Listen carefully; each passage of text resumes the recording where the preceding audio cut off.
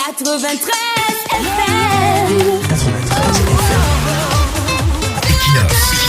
Radio. Bonjour, depuis quelques temps, ce qu'on retient du palais de l'Unité, le palais présidentiel, ce sont des petites fêtes qui sont régulièrement organisées. Des vidéos qui nous parviennent sont celles des petits moments de plaisir. Les gens dansent, ils chantent, ils allument des bougies, ils coupent des gâteaux, ils font des karaokés. Ce sont des youyou ou des applaudissements. C'est désormais beaucoup de petites choses qui tournent autour de la fête. Certaines personnes un peu plus excessives n'hésiteront pas à postuler que le palais de l'Unité est devenu une quasi-salle de fête. Il est devenu un lieu de ruissellement des vins et des champagnes rares. Vous vous levez comme ça un matin, vous découvrez seulement une nouvelle fête au palais. Les patrons des lieux autour des gâteaux d'anniversaire, vous les voyez dans des mini-cérémonies étonnantes avec des visages des gens qui ne vous sont pas familiers. Vous apprenez seulement que c'est tel proche des patrons des lieux qui célébraient X situation. Les cérémonies festives deviennent de plus en plus récurrentes au palais de l'Unité, du moins selon le flot d'images et de vidéos que nous recevons au quotidien de la présidence de la République. A priori, nous n'avons aucun problème avec cette multiplication des petits moments de plaisir au palais de l'Unité. Les gens de là-bas ont aussi droit au bonheur. Ce sont aussi des gens comme nous.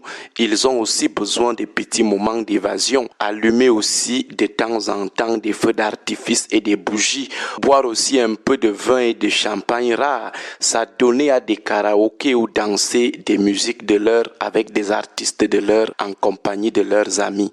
Ils ont aussi ce droit d'inviter de temps en temps leurs amis pour goûter ensemble les bienfaits de la vie présidentielle. Mais ce qui nous démange avec cette multiplication des vidéos et images montrant les gens du palais présidentiel toujours en fête, c'est l'idée de la préséance de ces petites fêtes sur les activités qu'on attend d'une présidence de la République dans les médias classiques et surtout médias sociaux.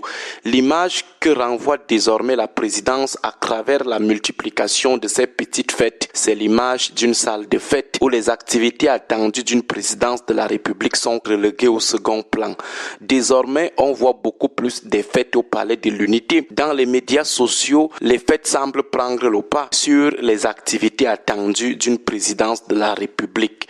On a l'impression qu'on parle désormais plus de champagne là-bas, beaucoup plus de danse et de bougies. C'est cette préséance qui nous démange un peu. Pour un pays au bord de la faillite comme le nôtre, où la présidence de la République est attendue sur des situations un peu plus sérieuses, les images qu'on reçoit plutôt de l'institution sont celles d'un couple présidentiel et de ses proches toujours en fête, toujours en train de lever le coude. Certains aigris et frustrés comme nous peuvent même croire à un moment que le couple présidentiel a décidé de nous narguer seulement, qu'il nous demande désormais d'aller acheter les cordes à faux coups. Nous qui dénonçons la fracture sociale, la fracture socio-économique très profonde entre les en haut d'en haut, jouisseurs ou réjouisseurs sans effort, et les en bas d'en bas toujours dans la misère malgré leurs efforts. On pourrait se dire que ces gens sont en train de nous narguer, montrer que la misère, la pauvreté, la famine, c'est pour vous là-bas. Nous ici, c'est le règne, la République des Pécrus et des Dom Pérignon. De toute façon, en termes de communication, ce n'est pas le bon choix. Ça pourrait être interprété comme une démonstration de l'opulence face à des gens totalement démunis. Ça pourrait révolter davantage les Camerounais qui dénoncent la société de classe sauvage où d'un côté on a un petit groupuscule d'individus illicitement très à l'aise et de l'autre une masse injustement très mal à l'aise du point de vue de l'accès à la belle vie ou si vous voulez du point de vue de l'accès à la vie acceptable.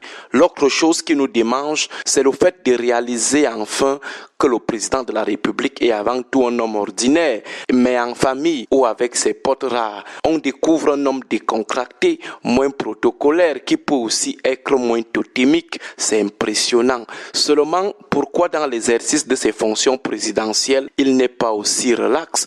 Pourquoi, dans sa peau de président de la République, il n'est pas aussi décontracté et moins protocolaire? Pourquoi le président de la République ne peut pas être aussi relax avec les chefs d'entreprise en les recevant aussi un jour comme ça au palais? Il n'a jamais reçu le JICAM. Un jour comme ça, le président ne peut pas aussi se lever et appeler les syndicats pour un moment de convivialité à la présidence. Même les jeunes, disons les jeunes de son parti, qu'il les appelle aussi un jour pour un échange relax à la présidence ou même ailleurs. Pourquoi il ne trouve pas aussi un temps pour papoter un peu avec certains chercheurs universitaires autour de quelques croquettes et arachides grillés, qu'on le voit aussi dans un parc avec les élèves d'une école primaire de son choix, choisir quelques agriculteurs, quelques éleveurs, quelques taximens avec qui il pourra partager ses gâteaux d'anniversaire et profiter de l'occasion pour échanger avec eux.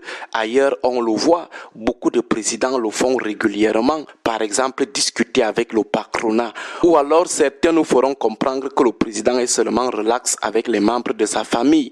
De toute façon, c'est juste une observation d'un oisif. Bon début du week-end à tous. Bon début. 93 FM. 93 FM. Equinox. Radio.